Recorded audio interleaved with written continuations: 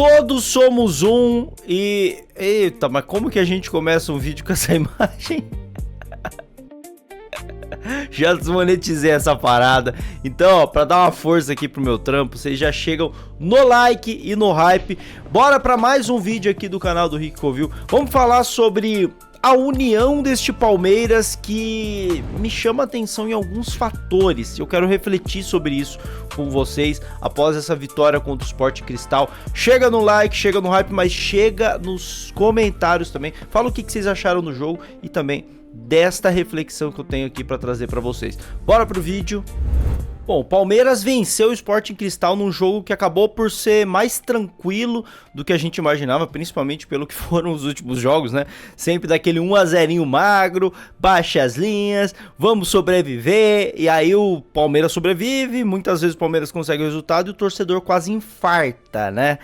Mas ontem foi o que a gente esperava, pelo menos cobrava, né, do Palmeiras, um time que fazia o primeiro, fazia o segundo para depois baixar a linha. Então o Palmeiras até teve 25 minutinhos ali de uma certa trocação de protagonismo no jogo, não teve nem muitas chances, nem o Sport Cristal, mas também tava aquele jogo meio truncado. Aí o Palmeiras se acertou, fez o primeiro gol, poderia ter feito o segundo ainda no primeiro tempo, criou muitas chances, tá? O placar foi até magro. Segundo tempo o Palmeiras mata o jogo e depois ainda cria mais algumas chances, poderia mesmo ter sido um placar melhor. Gostei do futebol do Palmeiras, gosto até de destacar, porque aqui a gente é muito justo, né? Eu critiquei muito o Arias e o Flaco Lopes nos últimos jogos. Primeiro, porque o Flaco não soltava a bola, e olha o que ele tá fazendo aí, soltando a bola. Ontem ele soltou a bola, cara, soltou a bola. E o Arias que tava acelerando um pouco mais do que o normal que ele tava nos últimos jogos. Parecia que tava com o freio de mão puxado. Ontem acelerou mais, deu o passe pro gol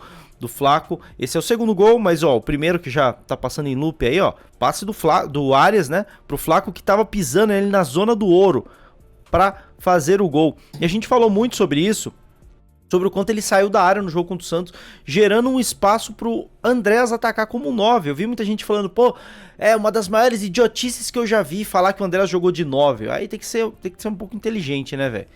Dá pra gente pensar um pouco que falar que o Andrés jogou de 9 é uma forma clara de falar com a galera que não entende tanto assim de tática, para entender que ele teve uma função parecida com o que é o 9 do time do Palmeiras. Não que o Abel Ferreira e o João Martins foram lá e escalaram ele como um camisa 9. Tem que dá pra ser um pouco inteligente, né, galera? Acho que a gente consegue, né? Muita gente, eu vi gente aí grande aí da mídia falando, eu vi isso por aí, eu sei que tem a ver com o meu vídeo também, né? Porque meu vídeo repercutiu bem. Eu vi por aí falando que o André jogou de 9 é uma das maiores idiotices. Para, velho. Para, velho, a gente tem que traduzir o futebol pra galera, velho. A gente tem que traduzir o futebol pra galera. É muito mais fácil eu falar que o Andrés acabou jogando de 9 e mostrar um mapa de calor e o mapa de posicionamento médio dele sendo o nosso centroavante, que centroavante significa o quê? Centro, central, avante, atacante. É o nosso atacante central, entende? É básico, né? É muito mais fácil explicar dessa forma do que eu vim aqui ficar meia hora trazendo termos técnicos para explicar o porquê que o Flaco saía para o corredor lateral para receber a bola numa jogada de apoio com o Maurício, que fazia movimentos complementares de facão para que gerasse um espaço para que o outro atacante, que era o meia e barra segundo atacante, fizesse ocupasse esse espaço. E esse cara era o Andrés Pereira. Porra, aí quem vai entender, né? Então a gente explica de uma maneira simples e ainda toma uma porrada. Dito isso, parece que estava certo, né? Falamos muito sobre o Andrés ter funcionado como um 9, muito porque o Flaco saiu da área. E o Abel cobrou do Flaco, né? Cobrou do Flaco. Vocês viram aquela imagem que eu coloquei aqui, né? E, cara, essa imagem é maravilhosa, tá? Eu tenho medo de dar algum problema, tá? Eu tenho medo de dar algum problema, apesar de ter sido um gesto quase que carinhoso. Vocês vão entender onde eu quero chegar com essa história de carinhoso. Essa imagem aqui, ó, do Abel pro Flaco, depois que o Flaco faz assim pro Abel, porque era o quê? Pra explicar pra vocês, eu vou colocar a fala do Abel. O Abel deu algumas dicas pro Flaco, aparentemente, pra ele melhorar o posicionamento, e ele melhorou.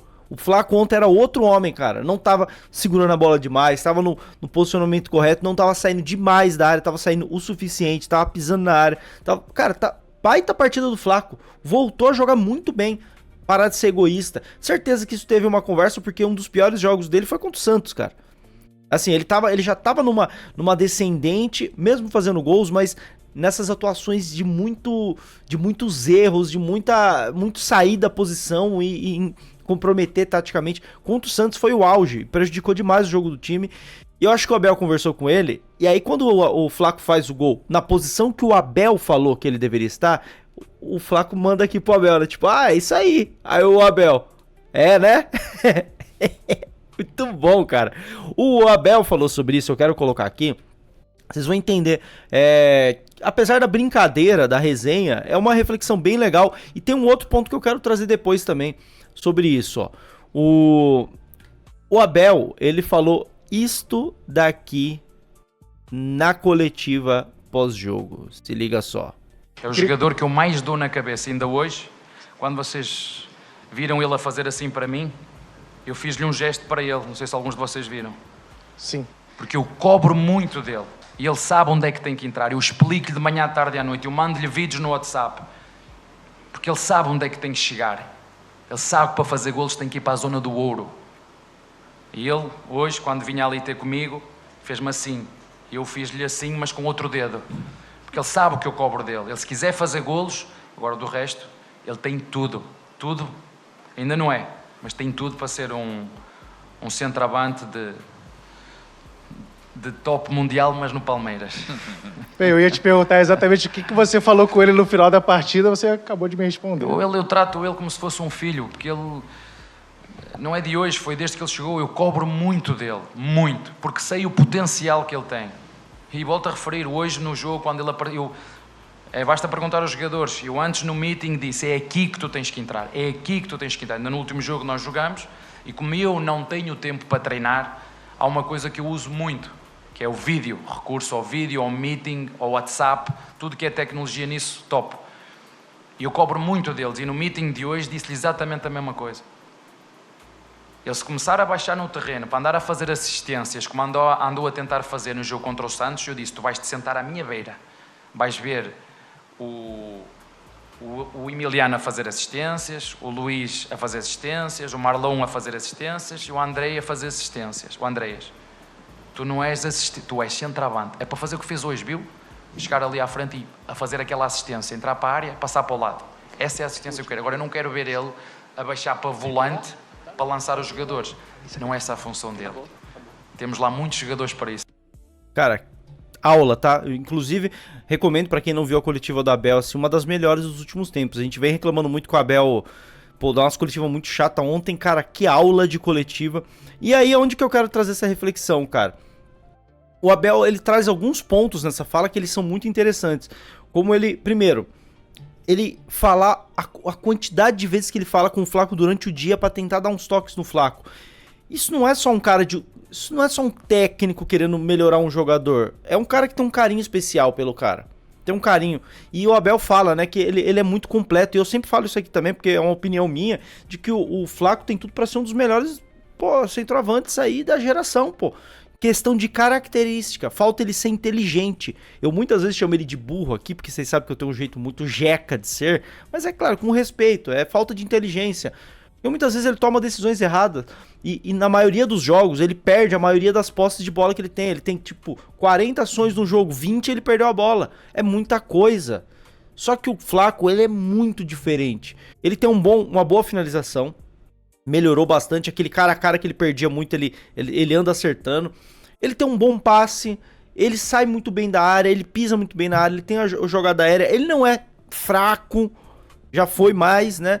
Ele tem uma certa velocidade. Cara, ele é muito completo. Fora que é alto e tudo mais, ele é muito completo, cara. Muito, muito, muito completo. Só que ele erra muito a tomada de decisão. E o Abel enxerga e se fala. Ele tem tudo pra ser um jogador top mundial. Só que aí, o Abel pega muito no pé dele. Vamos lembrar no Mundial, pra quem não lembra, o Flaco faz aquele gol contra o Al-Ahly.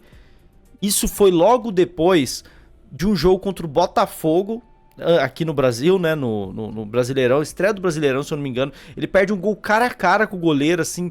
Ele tava naquela fase de perder muito gol cara a cara. E eu acho que o Abel conversa com ele e ajusta isso. Ele parou de perder gol cara a cara. E o primeiro que ele faz, já nessa nova fase de goleador, de fazer gols cara a cara, foi contra o Al-Ahly. E na comemoração, tem um vídeo que dá pra ouvir o Abel falando: Eu falei, você é bom, seu merda. Tipo assim, cara, um amigo, tá ligado?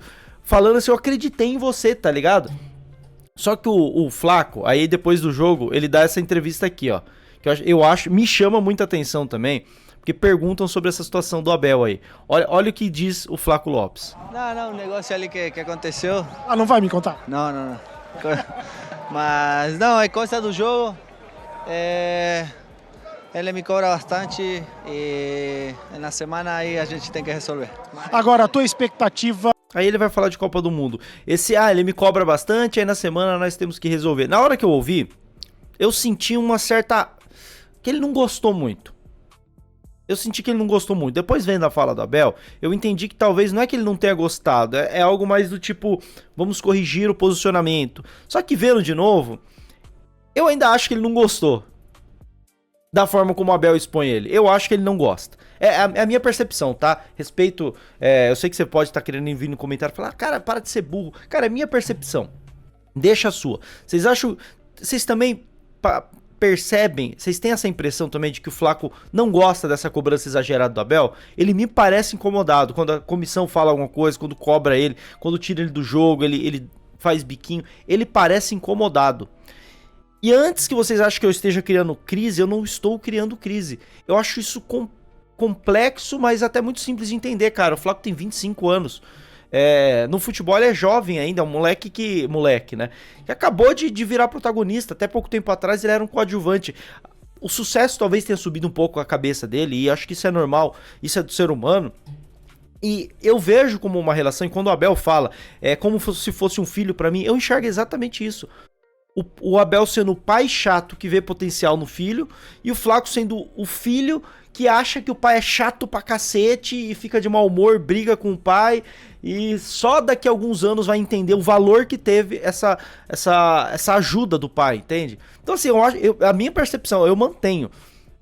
O Flaco não gosta das cobranças do Abel, não gosta, ele acha que é perseguição, acha que é... a minha percepção, tá? Ele acha que é perseguição com ele, que é birra com ele, que tudo é com ele. Eu tenho essa impressão. Posso estar enganado, eu tenho essa impressão. Mas eu acho que isso é normal. E eu acho que o Abel sabe gerir isso muito bem. E esse tipo de relação, ela é do ser humano, cara. Nem tudo são flores, né? Às vezes você ajuda uma pessoa, a pessoa não vai entender isso muito bem como ajuda. E eu acho isso complexo, mas é mais simples de entender. Ao mesmo tempo que é complexa a relação, eu acho muito simples de entender. E isso tem muito a ver com o Todos Somos Um aí que eu propus no início do vídeo, sobre ser uma família, né, mano? Essa relação meio de pai e filho do Abel e do Flaco, que eu acho absurda, né, mano? Eu quero saber a opinião de vocês, mas eu tenho uma outra coisa pra trazer aqui sobre a união do elenco depois do recadinho. Ei, pera só um segundinho. Eu curto fazer compras no Mercado Livre, vou falar bem a verdade, eu compro tanta coisa lá. E outra coisa que você gosta é do canal do Ricovil, né? E agora tem como você ajudar o meu canal comprando no Mercado Livre, tá bom? Você vai entrar aqui em conferir produtos, eu separei algum produto aqui, mas você não precisa comprar ele, tá? Você entra pelo meu produto, isso vai te redirecionar pro Mercado Livre e lá você pesquisa o que você quer comprar. Comprando a partir dessa entrada pelo meu canal, você vai estar colaborando e financiando o canal do Ricovil, ajudando com que eu traga cada vez mais conteúdo aqui pra vocês todos os dias, tá bom? Então não custa nada, mano. Entra por aí, dá uma forcinha pra nós e segue seu vídeo aí, tá bom? Repara nisso aqui, ó. Segundo gol do Palmeiras, né? Assistência, mas não foi assistência, né? Mas uma quase assistência do Flaco pro Sousa. O Sousa faz o gol, comemora com o Flaco. Eles vão comemorar com o elenco que tá ali, unidos e tudo mais. E uma coisa me chamou a atenção ontem e eu comprovei hoje. Que era uma impressão que eu tinha ficado ontem no pós-jogo. Quem tava no pós-jogo já sabe do que eu estou falando. Aí só tem torcida do Sporting Cristal, né, nessa região. Então não tem torcedores do Palmeiras, é bom a gente reparar nisso. Mas vocês reparam atrás da placa de publicidade, então até a imprensa ali, os fotógrafos, a galera aí, os cinegrafistas e tudo mais. Aqui me chama a atenção uma coisa, ó. O Sousa tá saindo aqui, ó. Comemorou com o Giai, abraçou o Giai. E aí ele volta, ó, o Flaco. Alguém chama um dos dois da ideia, ó. Eles fazem uma pose pro fotógrafo. Esta pose, na hora tinha me chamado a atenção. Eu falei, opa, essa comemoração não é de nenhum desses dois caras, né? E, cara, qual a necessidade de fazer essa comemoração? Tá ligado?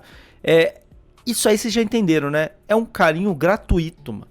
É um carinho gratuito. E aí hoje eu tinha essa impressão, né, de que era o Real, o Tiger. E aí hoje eu abro as redes sociais e eu me deparo com isso daqui, ó. Vitor Roque postou a foto. Então aquilo que eles fizeram naquela direção era realmente, eles tinham combinado, eu acho que sim, né, com um fotógrafo do Palmeiras, de fazer isso na direção da câmera, ó, ou sorrindo pra câmera. Eles pousaram pra câmera. E mandaram um carinho gratuito pro Vitor Roque, que vamos falar a verdade, vamos pensar de uma maneira prática. Não foi hoje a lesão do Vitor Roque. Sabe, a gente vê essas homenagens, tipo, vamos mostrar a camisa do cara que teve uma lesão, ou vamos fazer a comemoração do cara quando ele tem a lesão, como um carinho imediato. Já passaram-se alguns jogos disso. Eles simplesmente decidiram, falaram, vamos dar um carinhozinho extra pro Vitor Roque aí, que tá lá de casa assistindo a gente. Tipo, a gente tá aqui jogando Libertadores, ele tá lá, queria estar aqui com a gente, ó, vamos mandar um carinhozinho pra ele, cara.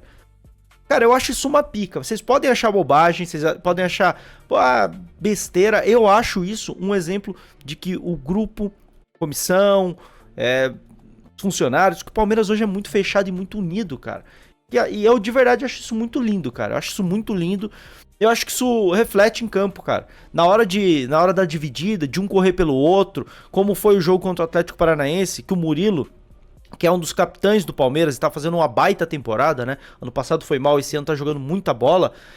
Cara, o Murilo foi cabaço, foi expulso. O elenco se fechou e falou, a gente não vai perder esse jogo, velho. A gente não vai deixar escapar esse resultado. E o Palmeiras controlou o Atlético Paranaense, jogou o segundo tempo com um a menos e ganhou o jogo, mano. E ganhou o jogo.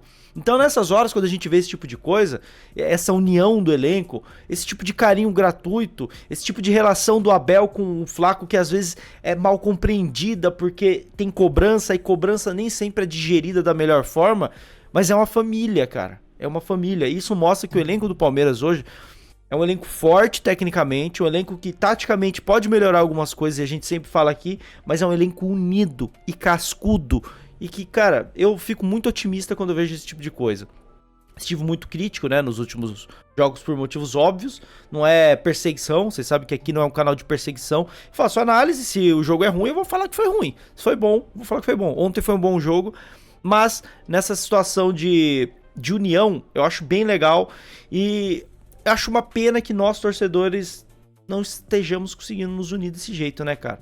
A gente vê o quão frágil é a nossa relação de torcida hoje, né? O Palmeiras começou a tomar porrada de todos os lados, o torcedor se uniu, corneta e passapano se unindo, abelizado e fora Abel se unindo em prol do Palmeiras ganhando os jogos e a gente se unindo e falando, esse ano não vão derrubar a gente. Bastou uns 2, 3 resultados de empate, resultados com desempenho ruim, que a galera já começou a querer se dividir de novo, já começou a querer um atacar o outro de novo. É muito triste isso, cara. Eu, particularmente, já eu vou parar com esse negócio de ficar pedindo união, né? Ontem a gente tava ao vivo aqui no pós-jogo pra falar bem do jogo, vem a galera no chat falar, tem fulano aí falando mal de vocês aí na outra live. Fulano grande, vocês sabem o que é. Fulano grande que já me deu strike, falando mal da gente por aí. De graça, tá ligado? Vai lá na live dos passapano. É complicado, né, mano? Mas enfim. Não vou ficar mais pedindo união. Quem quiser fechar com o Palmeiras, tá fechado com o Palmeiras. Eu tô fechado com o Palmeiras. Seja você corneta ou seja você passapano, você tá do meu lado. Vamos correr junto. E fico feliz que pelo menos o elenco, a comissão e a diretoria e os funcionários todos estejam unidos dessa forma. Deixa a sua opinião aí. Gostou dessa reflexão? Acho que faz sentido, não faz sentido? Deixa o like, deixa o hype. Tamo junto e avante palestra.